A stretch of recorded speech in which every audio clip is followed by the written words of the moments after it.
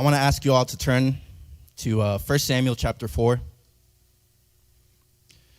And once you have it, you all may be seated. I'm just going to be going verse by verse throughout the sermon. As a soon-to-be father, I've thought more and more about the day that my daughter's going to arrive, about the tea parties, the makeup I'm probably going to have to put on, all the play dates. But more importantly, I've thought about the values that I'm going to teach her and the legacy that I'm going to leave her. Is it something that's going to be of worth for her? Will she grasp the deeper meaning of what it is to be a child of God? Will she get beyond the superficial and make it something personal for her? My brother Nelson Rodriguez said during his preaching once that you can pass down religion, but you can't pass down relationship. So the choice is up to her, really. I can't force her to make that choice. So it's scary. But I can do everything in my power to exemplify who she should be and not just what she should do. And as I was studying this portion of the word, I became saddened. Because Eli was a man that spent his entire life in an intimate setting with God. Yet the word said he honored his sons more than God. His sons also grew up, as he did in the tabernacle, serving, but never getting to know the God they served. The word says that they stole sacrifices from the people. They slept with the girl assistants. And when Eli found out, he did not take the appropriate action. The word says in Numbers chapter 15, verses 30 to 31, but anyone who sins defiantly, whether native born or foreigner, blasphemes the Lord and must be cut off from the people of Israel. Because they have despised the Lord's word and broken his commands, they must surely be cut off. Their guilt remains on them. Eli was to cut his sons off from the people. But he kept them in the most holy of places despite their wretched acts. Church, what are you not willing to cut off from your life that dishonors God? Eli did not honor God fully, so his kids can never honor God. Church, you honor your kids by honoring God. You honor your spouse by honoring God. You honor your family and your friends by honoring God. And what we have as a result in chapter 4 is a nation that also dishonored God. In verse 3, it says, "Why did the Lord bring upon us today defeat before the Philistines?" And I find this so funny because they were so quick to blame the Lord. Instead of having any introspection whatsoever and perhaps asking, what have we done, to bring this defeat upon ourselves? Why do we think the Lord is obliged to do anything for us when we dishonor him? We enter a covenant when we accept the Lord as our Savior. We exchange our lives here on earth for life and eternity with him. But when we do things that don't honor God, we blame him for the consequences it brings us. Honestly, it's like getting arrested for tax evasion, then blaming the IRS for putting you in jail. It makes no sense.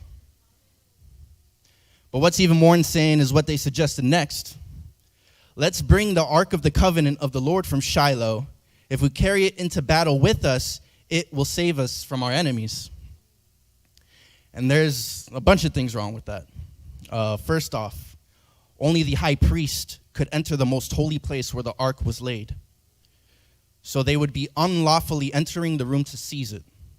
Second, it was reckless and dangerous to anyone who was near the ark because anyone who touched the ark would be struck dead instantly. And third, they failed to realize the ark was only holy because God made it so. Illegally moving the ark would not change God's favor. And I want to emphasize this phrase in that verse that says, "It will save us from our enemies." It, not he. The Israelites idolized the symbol of God's holiness. They believed the ark was the source of God's power and that it would deliver them. What is the symbol of God's holiness over your life? Is it your calling? Is it a promise God made to you? Is it a multi-generational blessing that God has promised over your family? Is it something you have ever idolized? Is it something you've honored more than God himself? That calling, that promise, that blessing will not deliver you when you deliver yourself into the hands of the enemy. And then I want to go to verse 5 where it says, when all the Israelites saw the ark of the covenant of the Lord coming into the camp, their shout of joy was so loud it made the ground shake. And this reminds me a lot of back when they were marching around the walls of Jericho. And the Lord told them to, play their instruments and raise their voices and shout, and the walls came down. But the difference between that instance and this instance was that those people before were following God's instructions. These people were following their own ideas. And I can just imagine the Israelites that are in 1 Samuel chapter 4, how growing up they heard all of those stories and how, God parted the Red Sea. He provided for them in the desert. And I could just picture them thinking like, all right, if we do this, we're going to see something similar happen today, right? They learned of the works of God, but did not learn of the God of the works. They did not carry the will of a Moses who had witnessed a lot of these things in person, but still asked to see God's face. Who here can say, I've been liberated, healed, and saved, but still says, I want more of you, God. I want to see your face and know who you are. I don't just want to cling on to my miracle, but I want to use it to propel myself to dive deep into who you are. Those are the people God is looking for. But so many of us cling on to the things of God, the things that God has done for us. But his presence has long been departed from us. The Israelites were making a great noise, but without his presence, that's all it was, noise. A lot of us make a lot of noise, but we have nothing to show for it. Verse 6 and 7 says, what's with all this shouting in the Hebrew camp? When they learned that the ark of the Lord had come into the camp, the Philistines were afraid. A god has come into the camp, they said. We're in trouble. Nothing like this has happened before. And on a side note, I find it so interesting how the enemy of God gave him more recognition than his own people. They identified the God of the ark, not just the ark. You see, our shouting may attract people to see what God is all about. But once they realize there's nothing to it, we repel them from God. For some people, we will be the only testimony of God they will see in their lives. And what a shame it would be for them to see someone who honors the spectacle more than the reason for the spectacle. And I am ashamed to say I was once somebody who made a spectacle as if I was somebody who honored God. But in reality, I only honored my obligation to serve God. There are people that had, a genuine interest in getting to know me because they thought, I was such a great young man of God.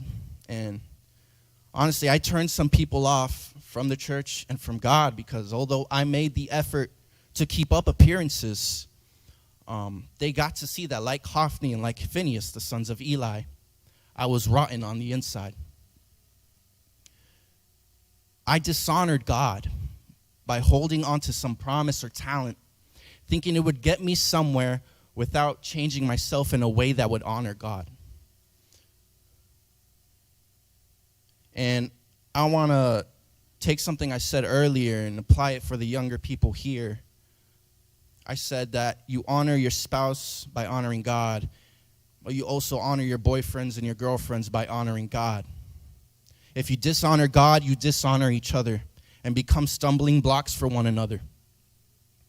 If you have the thought that, you're young, this is the time to have fun, you dishonor God. And you will face the consequences of the choices you make. There are choices you make now that can affect you for the rest of your life, even after you reconcile with God and do right by Him. I have my thorns. I do. But that's because I looked for them. And I've had to struggle and I've had to fight through them, even well after I made the choice that I would try to honor God. Young people, don't make it harder for yourselves than it has to be. Now, I want to jump to verse 10 and 11. It finishes with tragedy. It says, "So the Philistines fought, and the Israelites were defeated, and every man fled to his tent. The slaughter was great. Israel lost 30,000 foot soldiers. The ark of God was captured, and Eli's two sons, Hophni and Phinehas, died." Their dishonor caused their symbol of God's holiness to be captured. Your dishonor will cause you to lose that promise, that calling and blessing God has over your life. God establishes generational promises. He does. And there's multiple instances throughout the Bible. But He also can retract them. And we see that in 1 Samuel chapter 2, verses 27 through 36. It says, "Now a man of God came to Eli and said to him, 'This is what the Lord says. Did I not clearly reveal myself to your ancestors' family when they were in Egypt under Pharaoh? I chose your ancestor out of all the tribes of Israel to be my priest, to go up to my altar, to burn incense, and to wear an ephod in my presence. I also gave your ancestors' family all the food offerings presented by the Israelites. Why do you scorn my sacrifice and offering that I prescribed for my dwelling? Why do you honor your sons more than me by fattening yourselves on the choice parts of every offering made by my people Israel? Therefore, the Lord, the God of Israel, declares, I promised that members of your family would minister before me forever. But now the Lord declares, far be it from me. Those who honor me, I will honor. Those who hate me, I will be disdained. The time is coming when I will cut short your strength and the strength of your priestly house, so that no one in it will reach old age, and you will see distress in my dwelling. Although good will be done to Israel, no one in your family line will ever reach old age. Every one of you that I do not cut off from serving at my altar, I will spare only to destroy your sight and sap your strength, and all your descendants will die in the prime of life. What happens to your two sons, Hophni and Phinehas, will be a sign to you. They will both die on that same day. I will raise up for myself a faithful priest who will do according to what is in my heart and mind. I will firmly establish his priestly house, and they will minister before my anointed one always. Then everyone left in your family line will come and bow down before him for a piece of silver and a loaf of bread and plead, appoint me to some priestly office so I can have food to eat.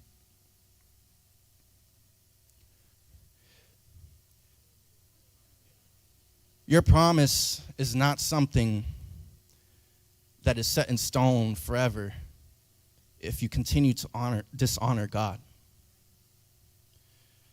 God will not contend with us forever if we continue to dishonor him.